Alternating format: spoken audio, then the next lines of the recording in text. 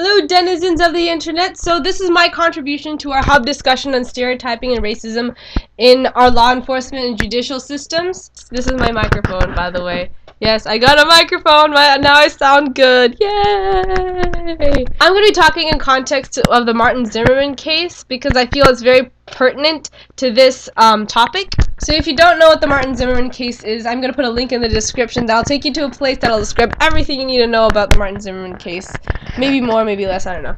But the Martin Zimmerman case, as much as it is an insight into the country's racial tensions, it's also a demonstration of the ambiguity and complexity of criminal court cases in general.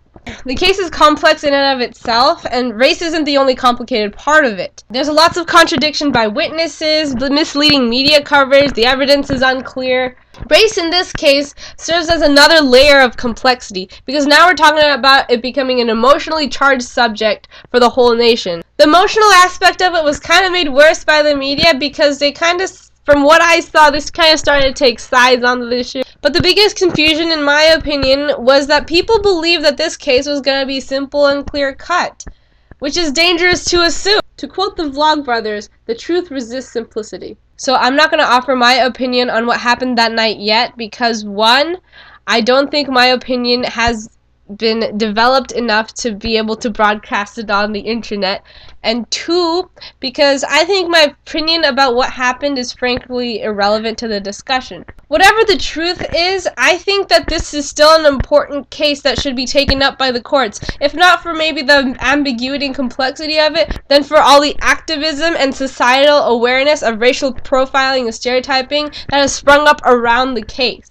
I mean, it's brought up important questions that nobody really knows the answers to, which is why we need to discuss it. Again, remember that what I'm going to say is my thoughts only, and that my thoughts are evolving.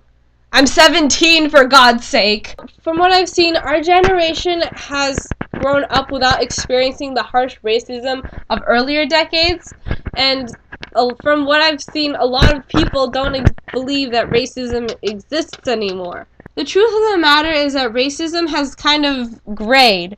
I mean, you don't see Jim Crow laws anymore. You see statements and beliefs that kind of straddle that fine line between acceptable and unacceptable. And I'm sure that most of us really don't know where racism ends. I'm pretty sure I don't know either, but it is what it is. So my view of what constitutes racism comes in two exclusive parts.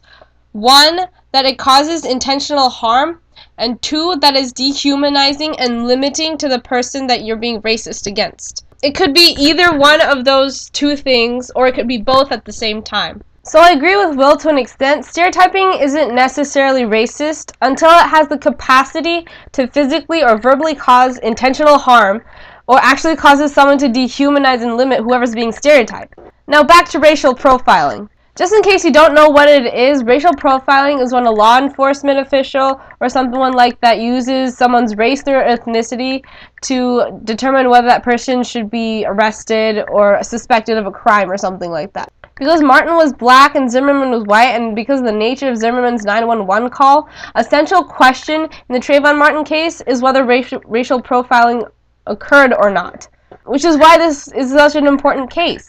It puts the issue of racial profiling on the national spotlight. It reminds us that racism is still an issue for the nation, and that we probably aren't going to see an end to it. Thing is, humans just love patterns, even when they're irrational. We are probably going to see new stereotypes be created and destroyed in our lifetimes. And what I believe is the best way to combat it is not to look at this as only an external problem, but to recognize that we have these tendencies in ourselves, and be aware enough to keep them in check by thinking calmly and rationally about them. We have to remember that people always resist categorization one way or another, and that's the wonderful thing about being human.